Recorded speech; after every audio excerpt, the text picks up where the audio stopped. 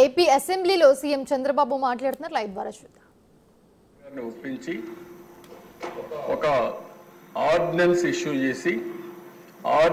Issue చేసిన తర్వాతనే parliament సమావేశాలు పెట్టి రెగ్యులర్ బిజినెస్ ప్రారంభించారు అధ్యక్ష. ఈ రోజు కూడా ఈ పోలవరం సాధ్యమైందంటే ఎన్డీఏ సహకారం, నరేంద్ర మోడీ గారి సహకారం చాలా స్పష్టంగా. అక్కడి నుంచి అధ్యక్ష నేను పోయినప్పుడు నేను చాలా స్పష్టంగా 7 మండలాలు వచ్చాయి, దీన్ని ఫాస్ట్ ట్రాక్లో పెట్టాలి అని నేను అడిగినప్పుడు నీతి ఆయోగ్ ఎగ్జామిన్ చేశారు.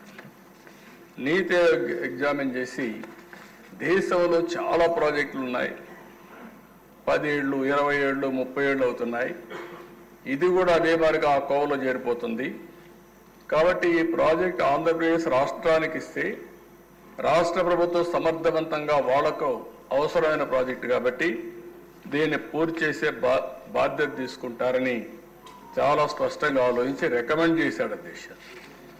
ఆ రికమెండేషన్ క్యాబినెట్కి వెళ్ళి సెంట్రల్ క్యాబినెట్ ఆమోదించిన తర్వాత నేను కూడా మన ఇంట్రెస్ట్ ఉంది, ఇది పూర్తి చేయాలి, లేకపోతే 30-40 ఏళ్ళు అయితే ఎప్పటికీ సాధ్యం కాదనే ఉద్దేశంతో టేకప్ చేసాం అధ్యక్ష.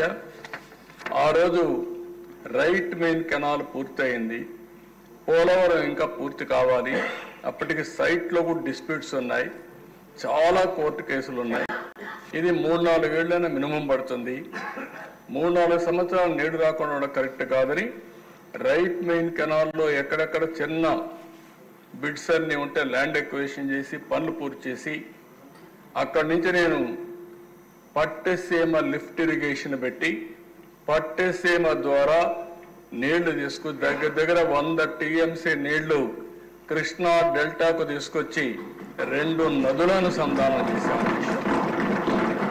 కృష్ణా డెల్టా ఒక విచిత్రమైన పరిస్థితి. ఎప్పుడు కూడా కృష్ణా డెల్టా అనేది ఎప్పటి నుంచో నీళ్లు ఇస్తున్నారు, కానీ ఇటీవల కాలంలో పైన ప్రాజెక్టులు వచ్చిన తర్వాత కృష్ణా డెల్టాకు నీళ్లు రాకుండా, ఒకవేళ నీళ్లు వచ్చినా లేటుగా వచ్చే దానివల్ల ఏ అక్టోబర్కు ఆ ప్రాంతంలో లేటుగా ఆగస్టు సెప్టెంబర్ ఆ ప్రాంతం నీళ్లు ఇవ్వడం, మంచి తుఫాన్ సీజన్లో పంటలు పడడం, తుఫానుకు నష్టపోవడం జరుగుతూ ఉంటే ఇట్లా కాదు, జూన్లోనే పంటలు వేసే విధంగా చేయాలనే ఉద్దేశంతో గోదావరి నీళ్లు ఇక్కడ తీసుకొచ్చాం. గోదావరిలో ఒక మాట అడిగారు, మీరు మాకు నీళ్లు లేకుండా తీసుకుపోతే అప్పుడు కూడా రాజకీయం చేశారు అధ్యక్ష. ఈ వైఎస్ఆర్ కాంగ్రెస్ పార్టీ రాజకీయం చేసింది, వాళ్ళ మనుషుల ద్వారా వ్యతిరేకిస్తే చాలా స్పష్టంగా ఈ లెవెల్కి వచ్చిన తర్వాతనే నీళ్లు లిఫ్ట్ చేస్తామని అక్కడ చెప్పి ప్రజల్ని కన్విన్స్ చేసి మెప్పించి పట్టెసీమ ద్వారా నీళ్లు తీసుకొచ్చాం అధ్యక్ష. అది ఆ రోజు చేసిన విధానం. ఎమ్మెల్యేస్ ఉన్నారు, అందరినీ పెట్టి చేశాం. ఇక్కడ వచ్చిన నీళ్ల దిశ పట్టెసీమ 1 ఇయర్లో పూర్తి చేశాం.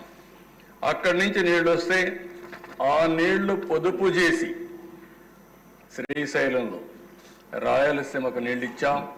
ఈరోజు రాయలసీమలో పండ్ల తోటలు వచ్చాయంటే అప్పుడు నాకు ఆలోచిస్తే అనిపిస్తున్న దిశ ఓసారి చరిత్రలు ఏమారుగా ఉంటాయి. మొట్టమొదటిసారిగా నేను ముఖ్యమంత్రి అయినప్పుడైతే 95-98 ప్రాంతంలో అంతా 20 ఏళ్లకు మునిపే అధ్యక్ష, అనంతపురం జిల్లాలో ఒక పెద్ద కరువు వచ్చింది. మనుషులకు నీళ్లు లేవు, పశువులకు నీళ్లు లేవు. గడ్డి తీసపోవాలంటే తీసపోగలుగుతాం, కానీ నీళ్లు తీసపోవాలంటే ఏం చేయాలో తెలియని పరిస్థితి. పశువులకి క్యాంపులు పెట్టాం అధ్యక్ష, మనుషులకు కాదు. మనుషులకు కావాలంటే నీళ్లు ఇండ్లు కాడిచ్చాం. పశువులకు క్యాంపులు పెట్టి వాళ్ళు పశువులను మేపుకోలేకపోతే గడ్డి తీసుకుపోయి వ్యాగన్స్తో ఆంధ్రా నుంచి గడ్డి తీసుకుపోయి అక్కడ నీళ్లు ఎక్కడైతే ఉంటాయో అక్కడ క్యాంపులు పెట్టిన పరిస్థితి అధ్యక్ష. ప్రతి సంవత్సరం 10 ఏళ్లకు 7 సంవత్సరాలు వేరుశెనగ ఎండిపోయేది. ఫస్ట్ టైం రాయలసీమలో అనంతపురం జిల్లా వేదికగా తీసుకుని ఇన్పుట్ సబ్సిడీ ఒకటి ఇవ్వాలని నిర్ణయించింది తెలుగుదేశం పార్టీ అధ్యక్ష. ఆ రోజు ముఖ్యమంత్రిగా చేశాం. కనీసం పంట పోతే పోయింది, కనీసం పడిన కష్టం కొంతవరకైనా ఇవ్వకపోతే వీళ్ళ జీవితాలు నష్టపోతారనే ఉద్దేశంతో అలాంటివన్నీ చూసిన తర్వాత అధ్యక్ష ఈరోజు అనంతపూర్కు నీళ్లు ఇస్తే అది ఎడారిగా మారిపోతుందనుకున్న అనంతపూర్ జిల్లా ఈరోజు రాష్ట్రంలోనే నేను గర్వంగా చెప్తున్నా, నేను ప్రతి ఎకరాకు నీళ్లు ఇవ్వగలిగితే రాష్ట్రంలో రిచెస్ట్ డిస్ట్రిక్ట్ ఏదంటే దానికి చిరునామాగా అనంతపురం. అంటే ఒక నీళ్ళు అనేది ఏ విధంగా మారిపోతుందో మీరు చూస్తే, నేను ఇండస్ట్రీ పెట్టాలనుకున్నాం. బెంగళూరు ఎయిర్పోర్ట్ ఉంది. బెంగళూరు ఎయిర్పోర్ట్కి దగ్గర అనంతపురం జిల్లా. కర్ణాటక రాష్ట్రంలో వేరే ప్రాంతాల పోలు అటు ఇటు తిరిగిపోవాలి, చాలా దూరం. నేరుగా బెంగళూరు ఎయిర్పోర్ట్ నుంచి 25 నిమిషాల్లో ఆంధ్ర బార్డర్ వస్తుంది, 30 నిమిషాల్లో వస్తుంది. నేను ఆ రోజు కియా మోటార్కి చెప్పాను, మీరు సౌత్ కొరియాకి పోవాలంటే నేరుగా అనంతపురం ఎయిర్పోర్ట్ ఉంది బెంగళూరులో, రావచ్చు పోవచ్చు. అంటే నీళ్లు ఎక్కడున్నాయన్నారు.